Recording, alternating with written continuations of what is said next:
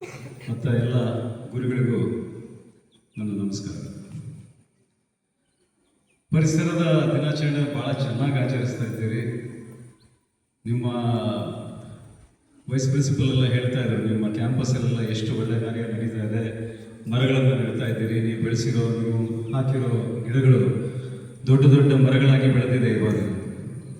ಅಷ್ಟೇ ಅಲ್ಲದೆ ನಂಗೆ ಮುಖ್ಯವಾಗಿ ಗಮನಕ್ಕೆ ಬಂದಿದ್ದು, ನಿಮ್ಮ ಆವರಣ ಕ್ಲೀನ್ ಮಾಡೋದಲ್ಲದೆ ಹೊರಗಡೆ ಹೋಗಿ ಕಮ್ಯುನಿಟಿ ಸರ್ವಿಸ್ ಅಂತ ಹೊರಗಡೆ ಕೂಡ ಎಲ್ಲ ಶ್ರಮದಾನದಲ್ಲಿ ನೀವು ಭಾಗವಹಿಸ್ತಾ ಇದ್ದೀರಿ.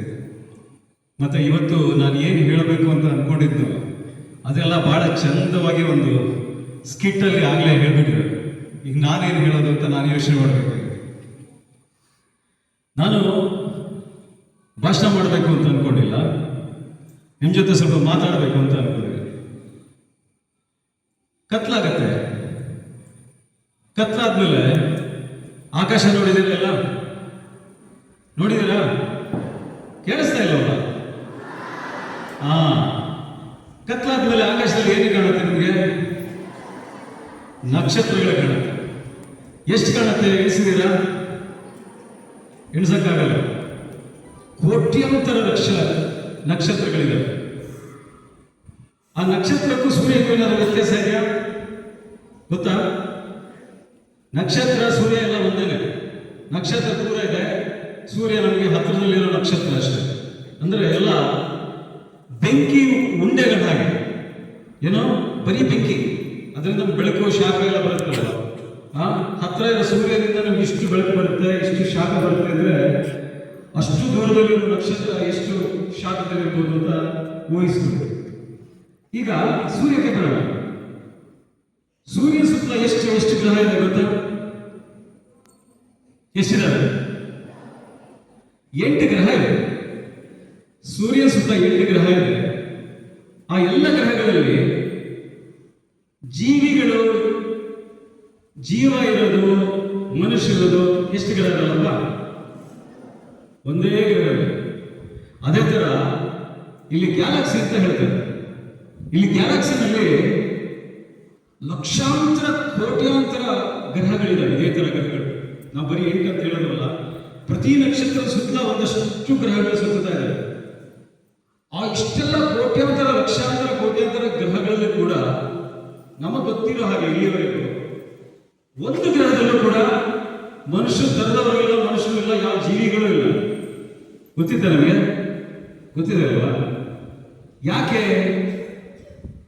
ಅಷ್ಟು ಗ್ರಹಗಳು ಇಲ್ಲದೆ ಇರೋದು? ಇಲ್ಲಿ ಎಂತ ಇದೆ ಹೇಳ್ತೀರಾ? ಹೆಚ್ಚಿಗೆ ಬೇಡ, 3 ಹೇಳಿದ್ರು. ಇಲ್ಲಿದೆ, ಅಲ್ಲಿಲ್ಲ. ಏನು? ಆಯ್ತು, ಎಲ್ಲ ಕೇಳಿದ್ರು. 3 ಕೇಳ್ತೀನಿ, 2 ಕೇಳ್ತೀನಿ. ಆ 3 ಯಾವ್ದು ಅಂತ ಹೇಳೋದಕ್ಕಿಂತ ಮುಂಚೆ ಒಂದು ಇನ್ನೊಂದು ಪ್ರಶ್ನೆ ಇದೆ. ನೀವೀಗ ಕುತ್ಕೊಂಡಿದ್ದೀವಿ, ನಿಂತ್ಕೊಂಡಿದ್ದೀವಿ, ಪಾಠ ಕೇಳ್ತಿರ್ತೀವಿ, ಆಟ ಆಡ್ತಾ ಇರ್ತೀವಿ, ಡ್ಯಾನ್ಸ್ ಮಾಡ್ತಿರ್ತಾರೆ, ಸ್ಕಿಟ್ ಮಾಡ್ತಾ ಇರ್ತಾರೆ, ಮಲಗಿರ್ತಾರೆ, ನಿದ್ದೆ ಕೂಡ ಮಾಡ್ತಾ ಇರ್ತೀವಿ.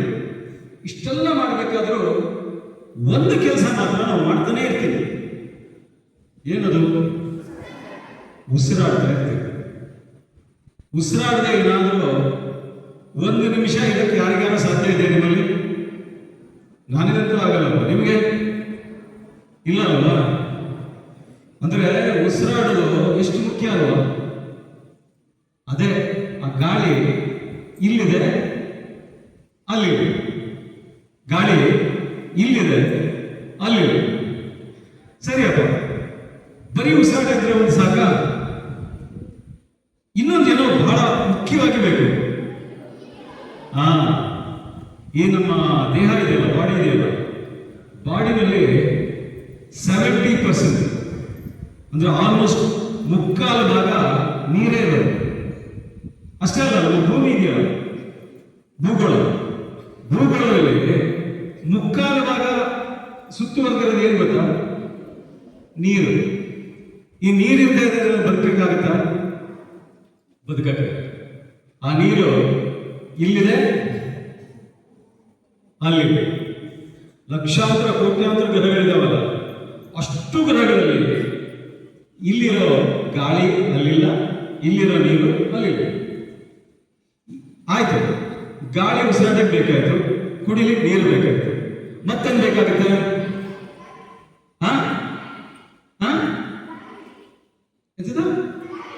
ಓ ಗ್ರಾವಿಟಿ. ಗ್ರಾವಿಟಿ, ಹೌದು, ಗ್ರಾವಿಟಿ ಇದ್ರೆ ತೇಲ್ತಾ ಇರ್ತೀವಿ. ಸರಿ, ಆಯ್ತು, ತೇಲ್ತಾನೆ ಇದೀವಿ. ಗ್ರಾವಿಟಿ ಇಲ್ಲ ಅನ್ಕೊಂಡು ತೇಲ್ತಾ ಇದ್ದೀವಿ. ಗಾಳಿ ಇದೆ, ನೀರಿದೆ, ಮತ್ತೇನು ಬೇಡವಾ? ಊಟ, ನಿಮ್ಗೆ ಆಹಾರ ಬೇಕು. ಆಹಾರ ಎಲ್ಲಿಂದ ಬರುತ್ತೆ ನಮಗೆ? ಮಣ್ಣಿಂದ. ಫಲವತ್ತಾದ ಮಣ್ಣು ಇರುತ್ತೆ. ಫಲವತ್ತಾದ ಮಣ್ಣಿದ್ರೆ ಹುಲ್ಲು ಬೆಳೆಯುತ್ತೆ, ಗಿಡ ಬೆಳೆಯುತ್ತೆ, ತರಕಾರಿ ಬೆಳೆಯುತ್ತೆ, ಮರ ಬೆಳೆಯುತ್ತೆ, ಹಣ್ಣು ಬಿಡುತ್ತೆ. ಅವುಗಳನ್ನು ಮತ್ತೆ ಹುಲ್ಲು ಬೆಳೆಸಲಿಕ್ಕೆ ಮತ್ತೆ ಅದೊಂದು ಆಡು, ಕುರಿ, ದನಗಳು, ಹಾಲು ಕೊಡುವಂಥದ್ದು. ಸಸ್ಯಾಹಾರಿಗಳಾದ ಸಸ್ಯ, ಮಾಂಸಾಹಾರಿಗಳಿಗೆ ಮಾಂಸ, ಆಹಾರ ಒಟ್ಟು ಸಿಗಬೇಕಾದ್ರೆ ಈ ಫಲವತ್ತಾದ ಮಣ್ಣೇ ಬೇಕು. ಈ ಮೂರಿದೆಯಲ್ಲ, ಯಾವ್ದಾದ್ರು ಇನ್ನೊಂದ್ಸಲ ಹೇಳಿ. ಗಾಳಿ, ನೀರು, ಮಣ್ಣು, ಫಲವತ್ತಾದ ಮಣ್ಣು. ಈ ಮೂರು ಇಲ್ಲಿದ್ದಾವೆ, ಅಲ್ಲಿ ಮೂರು ಬಿಟ್ಟವು. ಅಷ್ಟು ಜನ ಇದ್ದಾರೆ, ಮೂರು ಬಿಟ್ಟಿದ್ದಾರೆ. ಆ ಮೂರು ಇರೋದು ನಮ್ಮ ಗ್ರಹದಲ್ಲಿ.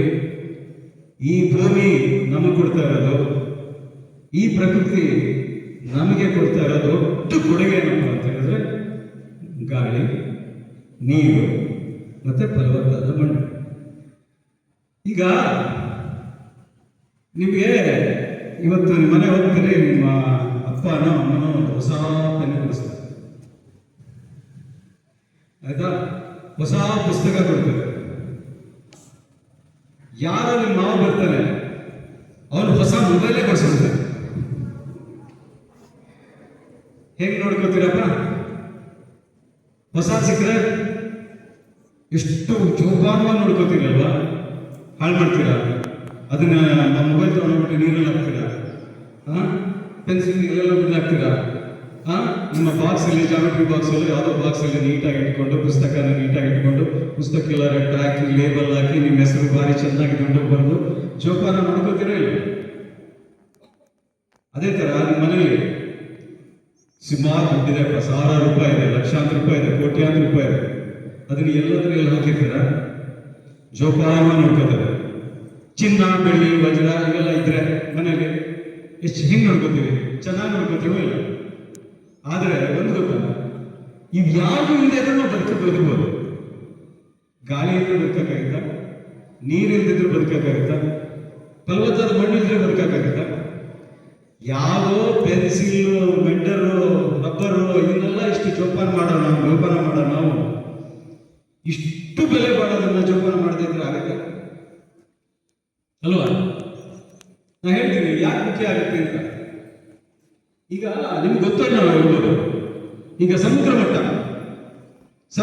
ಮಂಗಳೂರು ಇಟ್ಕೊಂಡು ಅಥವಾ ಹೊನ್ನಾವರ ಇಟ್ಕೊಂಡು ಅಲ್ಲಿಂದ ಮೇಲ್ ಹೋದಷ್ಟು ನಮಗೆ ಗಾಳಿ ಕಮ್ಮಿ ಆಗ್ತಾ ಹೋಗುತ್ತೆ ಅಲ್ವಾ? ಇನ್ನೂ ಸ್ಪೇಸಿಗೆ ಹೋಗ್ಬಿಟ್ರಂತೂ ಗಾಳಿನೇ ಅಲ್ವಾ? ಆಕ್ಸಿಜನ್ ಅಷ್ಟೇ, ಸಮುದ್ರ ಮಟ್ಟದಲ್ಲಿ ಆಕ್ಸಿಜನ್ ಚೆನ್ನಾಗಿರುತ್ತೆ. ಅಲ್ಲಿಂದ ಮೇಲೆ ಹೋಗ್ತಾ ಇದ್ದಕ್ಕೂ ಆಕ್ಸಿಜನ್ ಕಮ್ಮಿ ಆಗಿದೆ. ಯಾಕೆ ಹೇಳ್ತಾ ಇದ್ದೀವಿ ಅಂದರೆ, ನಮ್ಗೆ ಯಾರಿಗೂ ಆಕ್ಸಿಜನ್ ಇಲ್ಲದಿದ್ರೆ ಹೆಂಗಾಗುತ್ತೆ ಅನ್ನೋದು ಗೊತ್ತೇ ಇಲ್ಲ ಅಲ್ವಾ? ಗಾಳಿನಲ್ಲಿ ಬೇಕಾದಷ್ಟು ಇರುತ್ತೆ. ಆಮ್ಲಜನಕ ಇರುತ್ತೆ, ಕಾರ್ಬನ್ ಡೈಆಕ್ಸೈಡ್ ಇರುತ್ತೆ, ಕಾರ್ಬನ್ ಮಾನಾಕ್ಸೈಡ್ ಇರುತ್ತೆ, ಮೀಥೇನ್ ಇರುತ್ತೆ, ಎಲ್ಲ ಥರ ನೈಟ್ರೋಜನ್ ಇರುತ್ತೆ, ಎಲ್ಲ ಗ್ಯಾಸ್ಗಳು ಇರುತ್ತೆ. ಅದು ನಮ್ಗೆ ಬೇಕಾಗಿರೋದು ಆಮ್ಲಜನಕ ಇರುತ್ತೆ. ಮೇಲೆ ನಮಗೆ ಯಾವುದು ಗೊತ್ತಿಲ್ಲ ಆಕ್ಸಿಜನ್ ಇದ್ದರೆ ಏನಾಗುತ್ತೆ, ಆರಾಮಾಗಿ ಇದೆ, ಏನು ಮಾಡಿದ್ರೆ ನಮ್ಮ ಆಕ್ಸಿಜನ್ ಇದ್ದೇ ಇರುತ್ತೆ ಅಂತ. ನಾನು ಹೋದವರ ಹಿಮಾಲಯ ಪರ್ವತದ ಹತ್ರ ಇದೆ, ಅಲ್ಲಿ ಕೈಲಾಸ ಪರ್ವತ, ಮಾನಸರೋವರ ಅಂತ ನಾವು ಹೋಗಿದ್ವಿ. ಅಲ್ಲಿ ಸಮುದ್ರ ಮಟ್ಟದಿಂದ ಇಲ್ಲಿ ಸಾಗರ ಎಷ್ಟು ಮೇಲೆ ಇರ್ಬೋದು ಗೊತ್ತಾ? ಸಮುದ್ರ ಮಟ್ಟಕ್ಕಿಂತ ಅಂದಾಜು 2 ಕಿಲೋಮೀಟರ್ ಮೇಲೆ, ಅಲ್ಲ 2000 ಅಡಿ ಮೇಲಿದೆ ಅಂತ. ಯಾವುದೋ ಸಾಗರ. ಅಲ್ಲಿ ಹೆಚ್ಚು ಕಮ್ಮಿ 5 ಕಿಲೋಮೀಟರ್ ಮೇಲೆ ಕೈಲಾಸ ಪರ್ವತ ಗೊತ್ತಾಯ್ತಾ? 16,000 ಅಡಿ ಎತ್ತರದಲ್ಲಿ ಇದ್ದು. ಅವಾಗ ಅಲ್ಲಿ ಆಕ್ಸಿಜನ್ ಇಲ್ಲಿಗಿಂತ 30% ಕಮ್ಮಿ ಇರುತ್ತೆ. ಏನಾಯ್ತಪ್ಪ ಅವಾಗ? ನಾವು ಮಾಮೂಲಾಗಿದ್ರೆ ಪರವಾಗಿಲ್ಲ, ಸ್ವಲ್ಪ ಓಡೋದು ಸಾಕು ಸಿಕ್ಕಾಪಟ್ಟೆ ಸುಸ್ತು. ನಾನು ಇಷ್ಟೇನಾದ್ರು ಮಾತಾಡ್ಬಿಟ್ರೆ ಸುಸ್ತಾಗ್ಬೋದು, ಓಡ್ಬಿಟ್ರೆ ಸುಸ್ತಾಗ್ಬೋದು. ನಮ್ಮಲ್ಲಿ ಒಂದಿಬ್ಬರಿಗೆ ಹಾಗೆ ಆಯ್ತು, ಸಿಕ್ಕಾಪಟ್ಟೆ ತಲೆನೋವು. ಯಾಕಂದ್ರೆ ಆಕ್ಸಿಜನ್ ಕಮ್ಮಿ ಇದೆ, ತುಂಬ ತಲೆನೋವು, ವಾಂತಿ ಶುರುವಾಯಿತು. ಅವ್ರು ಅದೇ ಥರ ಇನ್ನೊಂದು ಅರ್ಧ ಗಂಟೆ ಅಲ್ಲೇ ಇದ್ದಿದ್ರೆ ಅವ್ರ ಜೀವನ ಹೋಗ್ತಾರೆ. ತಕ್ಷಣ ಅವ್ರ ಕೆಳಗಡೆ ಇಳಿಬೇಕಾಯ್ತು. ಇದರಲ್ಲಿ 15,000 ಅಡಿ ಎತ್ತರದಲ್ಲಿ. ಅದು ಬಿಡಿ, ನಾನು ಮೇಲೆ ಹೋಗಿದ್ವಿ, ನೀವು ಆಕ್ಸಿಜನ್ ಇಲ್ದಿರೋ ಜಾಗಕ್ಕೆ ಹೋಗ್ಬಿಟ್ಟು ಆಕ್ಸಿಜನ್ ಇಲ್ಲ ಅಂತ ಹೇಳಿದ್ರೆ ನಮ್ಗೇನು ಉಪಯೋಗ? ಈಗ ಇದು 2,000 ಅಡಿ ಇದೆ. ನಮ್ಮ ದೇಶದ ರಾಜಧಾನಿ ಯಾವುದು? ದೆಹಲಿ. ದೆಹಲಿ ಸಮುದ್ರ ಮಟ್ಟಕ್ಕಿಂತ ಬರೀ 900 ಅಡಿ ಎತ್ತರ ಇದೆ. ಎಷ್ಟಿದೆ?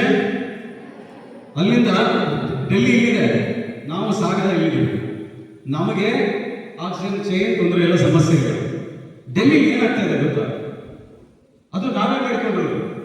ಅದು ಮೇಲಿದೆ ಆಕ್ಸಿಜನ್ ಕಮ್ಮಿ ಇದೆ ಅಂತಲ್ಲ, ಆಕ್ಸಿಜನ್ ಚೆನ್ನಾಗಿದೆ. ಆದರೆ ಅಲ್ಲಿ ಎಷ್ಟು ವಾಹನಗಳ ದಟ್ಟಣೆ ಜಾಸ್ತಿ ಆಗಿದೆ ಅಂದರೆ ಸಿಕ್ಕಾಪಟ್ಟೆ ಸ್ಮೋಕ್, ಸಿಕ್ಕಾಪಟ್ಟೆ ಹೊಗೆ, ಕಾರ್ಬನ್ ಮಾನಾಕ್ಸೈಡ್, ಕಾರ್ಬನ್ ಡೈಆಕ್ಸೈಡ್ ಎಲ್ಲದೂ ತುಂಬಿಕೊಳ್ತಾ ಇದೆ. ವಿಪರೀತ ಧೂಳು. ಯಾಕಂದ್ರೆ ಎಲ್ಲೂ ಯಾವ ಮರಗಳನ್ನು ಉಳಿಸ್ಕೊಂಡಿಲ್ಲ, ಎಲ್ಲ ಕಡೆ ಕಟ್ಟಡಗಳನ್ನ ಕಟ್ಟಿಬಿಟ್ಟಿದ್ದೀವಿ. ಎಲ್ಲೂ ನೀರು ಇಂಗೋದೇ ಇಲ್ಲ, ನೀರೆಲ್ಲ ಹೊರ ಹೋಗುತ್ತಾ ಇದೆ. ಸಿಕ್ಕಾಪಟ್ಟೆ ಧೂಳು, ಸಿಕ್ಕಾಪಟ್ಟೆ ಹೊಗೆ. ಅದ್ರ ಜೊತೆಗೆ ಪಕ್ಕದ ರಾಜ್ಯಗಳಲ್ಲಿ ಏನಾಗ್ತಿದೆ, ದೊಡ್ಡ ರೈತರಿದ್ದಾರೆ, ಗೋಧಿ ಗಿರಿ ಎಲ್ಲ ಬೆಳೀತಾರೆ. ಅವರೆಲ್ಲ ಪೈರು ಹಂಗೆ ಎಲ್ಲ ತೆಗೆದು ಆದ್ಮೇಲೆ ಫಸಲಾದ್ಮೇಲೆ ಅದಕ್ಕೆ ಬೆಂಕಿಗಳು ಹಾಕ್ತಾರೆ. ಬೆಂಕಿ ಹಾಕಿದ್ರೆ ಅದರದ್ದು ಹೊಗೆ ಪೂರ್ತಿ, ಧೂಳು ಪೂರ್ತಿ, ಬೂದಿ ಪೂರ್ತಿ ದೆಹಲಿಗೆ ಬರ್ತಾರೆ. ಈಗ ದೆಹಲಿಯಲ್ಲಿ ಮಕ್ಕಳು ನಿಂತರ ಆರಾಮಾಗಿರೋಕ್ಕಾಗಲ್ಲ. ನವೆಂಬರ್ ಅಕ್ಟೋಬರ್ ತಿಂಗಳಲ್ಲಿ ಎಲ್ಲ ಮಾಸ್ಕ್ ಹಾಕೊಂಡು ಓಡಾಡುವ ಪರಿಸ್ಥಿತಿ ಬಂದಿದೆ. ಈ ಗಾಳಿ ಅನ್ನೋದನ್ನು ನಾವು ಸರಿಯಾಗಿ ನೋಡ್ಕೊಳ್ಬೇಕಾದ್ರೆ ಇದೇ ಪರಿಸ್ಥಿತಿ ಆಗುತ್ತೆ. ಅದು ಸಿಕ್ಕಿರೋದಷ್ಟೇ ಅಲ್ಲ, ಅದನ್ನು ನಾವು ಚೆನ್ನಾಗಿ ನೋಡ್ಕೊಳ್ಬೇಕು. ಇನ್ನು ನೀರು ಯಾವಾಗಲೂ ಸಿಕ್ಬಿಡುತ್ತಾ? ಅದರಲ್ಲೂ ನಾವಂತೂ ಎಲ್ಲಿದ್ದೀವಿ? ಮಲೆನಾಡಲ್ಲಿದ್ದೀವಿ, ವಿಪರೀತ ಮಳೆ. ಇಲ್ಲಿ ನೀರು ಯಾವಾಗಲೂ ಸಿಗುತ್ತೆ ಅಂತ ನೀವು ಅನ್ಕೋಬಹುದು. ಹೆಚ್ಚಿಗೆ ದೂರ ಹೋಗ್ಬೇಡಿ. ಇದೇ ದಾರಿಯಲ್ಲಿ ಇಲ್ಲೇ ಪಕ್ಕದಲ್ಲಿ, ಅದ್ರ ಪಕ್ಕದಲ್ಲಿ ನನ್ನ ಸ್ನೇಹಿತರು ದೊಡ್ಡ ತೋಟ ಇದೆ, ಒಂದು 30 ಎಕರೆ ತೋಟ ಇದೆ. ಅವರಿಗೆ ನೀರಿಲ್ಲ. 28 ಬೋರ್ವೆಲ್ಗಳನ್ನ ಕೊರೆಸಿದ್ರು, ನೀರು ಬರುತ್ತೆ ಅಂತ. ಎಲ್ಲೂ ಬರಲಿಲ್ಲ. ಸೊ ನೀರು ಮಳೆಯಿಂದ ಬರ್ಬೋದು, ಮಳೆಯನ್ನು ಬರ್ತಾ ಇದೆ, ಮಳೆ ಬರುತ್ತೆ, ನೀರು ಬರುತ್ತೆ. ಆ ನೀರನ್ನು ನಾವು ಅಲ್ಲೇ ಇಂಗಿಸ್ತೇವೆ, ಅಲ್ಲೇ ಹಿಡಿದಿಟ್ಟುಕೊಳ್ಳದೆ, ಸರಿಯಾಗಿ ಮರಗಳಿಲ್ಲದೆ ಎಲ್ಲದನ್ನು ಕೊಚ್ಚಿಕೊಂಡು ಎಲ್ಲಿಗೋ ಹೋದರೆ ಇಲ್ಲಿ ಅಂತರ್ಜಲ ಇರೋದೇ ಇಲ್ಲ. ನೀವು ಎಷ್ಟು 500 ಅಡಿ, 300 ಅಡಿ, 800 ಅಡಿ, 1000 ಅಡಿ ಹೋದ್ರೂ ಭೂಮಿನಲ್ಲಿ ನೀರು ಸಿಗೋದು. ನೀರನ್ನು ಕೂಡ ನಾವು ಜೋಪಾನ ಮಾಡಬೇಕಾಗುತ್ತೆ. ನೀರನ್ನು ನಾವು ಬಹಳ ಚೆನ್ನಾಗಿ ಜೋಪಾನ ಮಾಡಬೇಕು. ಈಗ 3ನೇದ್ರ ಬಗ್ಗೆ ಮಾಡೋಣ. ಯಾವುದು? ಮಣ್ಣು. ಮಣ್ಣು ಫಲವತ್ತಾಗಿದ್ರೆ ಮಾತ್ರ.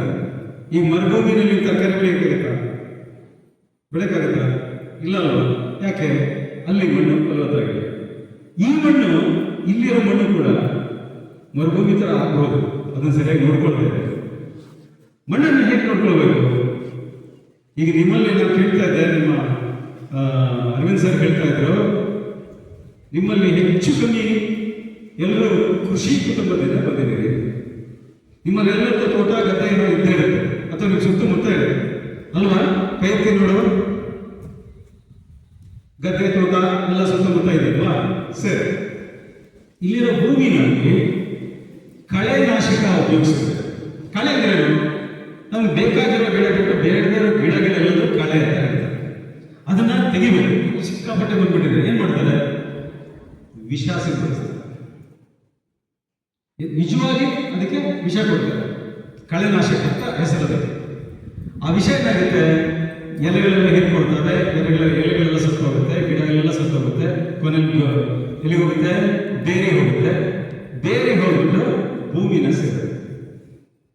ನಾವು ವಿಷನ ಕೊಡ್ತಾ ಇದ್ದೀವಿ. ಕಳೆನಾಶಕ ಮಾತ್ರ ನಾವು ಯಾವುದೇ ಕಾರಣಕ್ಕೂ ಉಪಯೋಗಿಸಬಾರ್ದು. ಭೂಮಿ ಪೂರ್ತಿ ಹಾಳಾಗುತ್ತೆ. ಭೂಮಿ ನಮ್ಗೆ ನೋಡಕ್ಕೆ ಬರೀ ಏನೂ ಇಲ್ಲ ಅಂತ ಕಾಣಬಹುದು. ಭೂಮಿನಲ್ಲಿ ಜೀವ ಇದೆ, ಭೂಮಿನಲ್ಲಿ ತುಂಬಾ ಜೀವಾಣುಗಳಿವೆ, ಎರೆಹುಳುಗಳಿವೆ. ಈ ಜೀವಾಣುಗಳು, ಎರೆಹುಳುಗಳೆಲ್ಲ ಸತ್ತೇ ಹೋಗುತ್ತೆ. ಆ ಸತ್ತೋಗ್ಬಿಟ್ರೆ ಫಲವತ್ತತೆ ಇರೋದಿಲ್ಲ. ಗೊತ್ತಾಯ್ತು? ನಾವು ಅದಕ್ಕೆ ಸಾವಯವ ಗೊಬ್ಬರಗಳನ್ನು ಹೆಚ್ಚು ಹಾಕಬೇಕು. ಈ ರಾಸಾಯನಿಕ ಗೊಬ್ಬರಗಳನ್ನು ಹಾಕಬಾರದು ಅಂತ ಹೇಳಲ್ಲ, ಮಿತವಾಗಿ ಬೆಳೆಸಬೇಕು. ಎಷ್ಟು ಬೇಕೋ ಅಷ್ಟೇ ಹಾಕಬೇಕು, ವಿಪರೀತ ಹಾಕಬಾರದು. ಈ ಥರ ಕೃಷಿಯಲ್ಲಿ ನಾವು ತುಂಬ ಚೆನ್ನಾಗಿ ಮಣ್ಣನ್ನು ನೋಡ್ಕೊಳ್ಳೋದು ಬೇಕಾದಷ್ಟು. ಆಯ್ತು, ಗಾಳಿ ನೀರು ಮಣ್ಣು ಬಗ್ಗೆ ಸ್ವಲ್ಪ ಏನೋ ಮಾತಾಡೋದು. ಇನ್ನೊಂದು ಬಹಳ ಮುಖ್ಯವಾದದ್ದು, ಅದು ನೀವು ನಾವು ಎಲ್ಲ ಮಾಡೋದು. ಈಗ ಡೆಲ್ಲಿನಲ್ಲಿ ಹೋಗ್ಬಿಟ್ಟು ಇಲ್ಲ ವೆಹಿಕಲ್ಗಳನ್ನ ಕಮ್ಮಿ ಮಾಡಬೇಕು, ಹೊಗೆ ಹೊರಗಡೆ ಬರೋದು ಕಮ್ಮಿ ಮಾಡೋದು ಅಂತ ನಿಮಗೆ ಸಾಧ್ಯ ಇದೆ. ಆಯ್ತಾ? ಈಗ ನೀರು ಕೊಚ್ಕೊಂಡು ಹೋಗ್ಬಾರ್ದು, ಕಾಡು ಕಡಿಬಾರ್ದು ಅಂತ ನೀವು ಹೇಳಿದ್ರೆ ಕಡಿತಾ ಇರ್ತಾರೆ. ಬಹುಶಃ ನಿಮಗೆ ಏನು ಮಾಡೋಕ್ಕೆ ಸಾಧ್ಯ ಆಗದೆ ಇರ್ಬೋದು. ಆಯ್ತಾ? ಮಣ್ಣು ನಿಮ್ಮ ತಂದೆಗೆ ಹೇಳ್ತೀರಿ ಅಥವಾ ನಿಮ್ಮ ಮನೆಯವ್ರಿಗೆ ಹೇಳ್ತೀರಿ, ಅವ್ರಿಗೆ ಹೇಳ್ತೀರಿ ಇಲ್ಲ ನೀವು ಕಳೆನಾಶ ಉಪಯೋಗಿಸ್ಬಿಡಿ ಅಂತ. ಆದರೆ ಅವರಿಗೆ ಅವ್ರದ್ದೇ ಸಮಸ್ಯೆ ಇರುತ್ತೆ, ಉಪಯೋಗಿಸ್ಬೇಕು. ನಮಗೆ ನಿಮಗೆ ಏನು ಮಾಡೋಕ್ಕಾಗದೆ. ಆದರೆ ನೀವು ಮತ್ತೆ ನಾನು ಎಲ್ಲ ಮಾಡಬೇಕಾಗಿದ್ದು ಒಂದು ವಿಷಯ. ಅದೇನೆಂದರೆ, ಅದಕ್ಕಿಂತ ಮುಂಚೆ ಒಂದು ಘಟನೆ ಹೇಳೋಣ. ಒಂದು 3-4 ತಿಂಗಳ ಹಿಂದೆ ರಾತ್ರಿ ಮಲಗಿದ್ದೆ ಮನೆಯಲ್ಲಿ. ಬೆಳಿಗ್ಗೆ 3 ಗಂಟೆ ಫೋನು ಡಣ ಅಂತ ಹೊಡ್ಕೊಳ್ಳೋದು. ಫೋನ್ ಎತ್ತಿದ್ರೆ ನಮ್ಮ ತೋಟದಿಂದ, ನಮ್ಮ ತೋಟ ಇಲ್ಲೇ ಹತ್ತಿರದಲ್ಲಿ 2 ಕಿಲೋಮೀಟರ್ ಬರಬೇಕು. ತೋಟದಿಂದ ನನ್ನ ಅಲ್ಲಿ ನೋಡ್ಕೊಳ್ಳೋರು ವಿನಾಯಕ ಅಂತ ಫೋನ್ ಮಾಡೋದು. ಅಶೋಕಣ್ಣ, ನಿಂಗೆ ಹೋಗ್ಬಿಟ್ಟಿದೆ, ಇದ್ದಕ್ಕಿದ್ದಕ್ಕೆ ನೀನು ತುಂಬ ಚೆನ್ನಾಗಿತ್ತು, ನನ್ನ ಹೋರಿ ಬಿದ್ದು ಒದ್ದಾಡ್ತಾ ಇದೆ. ನಂದಿ ಅಂತ ಅದರ ಹೆಸರು. ಬಿದ್ದು ಒದ್ದಾಡ್ತಾರೆ, ಏನು ಮಾಡಬೇಕು ಗೊತ್ತಿಲ್ಲ. ತಕ್ಷಣಕ್ಕೆ ಏನಾದರೂ ಏನಾಗಿರ್ಬೋದು, ಏನೋ ತಿಂದ್ಬಿಟ್ಟಿದೆ ಅನಿಸುತ್ತೆ, ಅಥವಾ ಏನಾದರೂ ಕಚ್ಚಿರ್ಬೋದು, ಹಾವು ಕಚ್ಚಿರ್ಬೋದು, ಅಂಥದ್ದು ಏನೋ ಲಕ್ಷಣಗಳು ಕಾಣ್ತಾ ಇಲ್ಲ. ಹಂಗಾಗಿ ಒದ್ದಾಡ್ತಾ ಇದೆ. ಇನ್ನೊಂದು 10-15 ನಿಮಿಷದಲ್ಲಿ ಸತ್ತೇ ಹೋಗುತ್ತೆ. ತುಂಬ ಚೆನ್ನಾಗಿರೋ ನಂದಿ ಅನ್ನೋ ಒಂದು ಹೋರಿ ಅಷ್ಟೊತ್ತಿಗೆ ಸತ್ತೋದು. ಡಾಕ್ಟರ್ ಕರೆಯೋಕ್ಕಾಗಲಿಲ್ಲ ನನಗೆ ಅಷ್ಟೊತ್ತಿಗೆ, ಅವ್ರು ಬರೋ ಅಷ್ಟೊತ್ತಿಗೆ ಆಗಲ್ಲ. ನಮ್ಮ ವಿನಾಯಕ ಹೇಳ್ದ, ಇಲ್ಲಿ ಏನೋ ಆಗ್ತಾ ಇದೆ, ಪುರೋಹಿತರನ್ನು ಕರೆಯೋಣ, ಭಟ್ರನ್ನ ಕರೆಯೋಣ, ಇಲ್ಲಿ ಎಂಥದೋ ನಡೆ ಸರಿಯಿಲ್ಲ, ಅದಿಲ್ಲ ಅಂತ ಹೇಳಿದ್ರು.